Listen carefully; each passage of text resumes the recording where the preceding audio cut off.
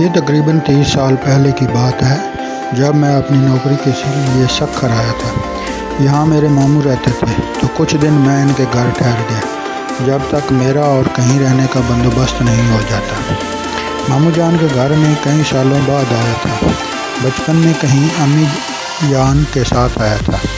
چھت پر اوپر ایک کمرہ تھا جو بند پڑا رہتا تھا۔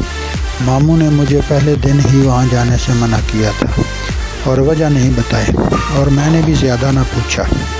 ابھی کچھ دن گزرے تھے، نئی نوکری تھی اور میں اس میں الجھا ہوا تھا۔ ایک رات میں دیر سے گھر لوٹا۔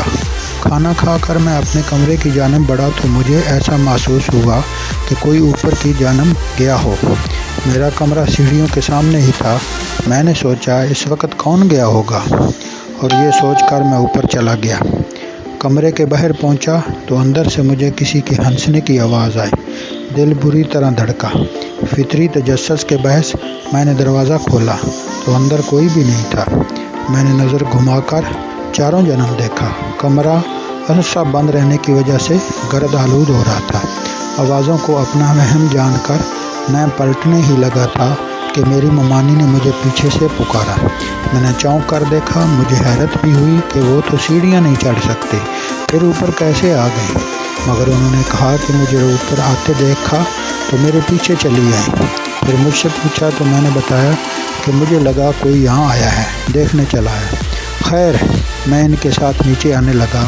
ابھی 2-3 سیڑھیاں ہی اترے ہوں گے کہ مجھے محسوس ہوا کہ کوئی میرے پیچھے پھر کوئی ہنسا ہو، مگر وہاں تو ممانی تھی۔ میں نے ڈرتے ڈرتے اپنی گردن گھمائی اور میرے ہوش اڑ گئے۔ میرے پیچھے ممانی کی بجائے ایک جھلسے ہوئے چہرے والی لڑکی کھڑی تھی جس کی آنکھیں سرخ تھیں۔ خوف سے میں سیڑھیوں سے نیچے گر پڑا۔ وہ آہستہ آہستہ میرے پاس آ رہی تھی۔ میری آواز حلق میں ہی رہ گئی۔ میں بڑی مشکل سے چیخا تو میری آواز پر ممانی اور ماموں اپنے کمرے سے بھاگے آئے۔ میری حالت بہت غیر ہو چکی تھی اور میں نیم بیہوشی میں تھا، مگر مجھے وہ لڑکی اپنے سامنے محسوس ہو رہی تھی۔ ماموں شاید سمجھ چکے تھے مجھے کیا ہوا ہے۔ انہوں نے مجھے کچھ پڑھ کر دم کیا اور اپنے کمرے میں لے گئے۔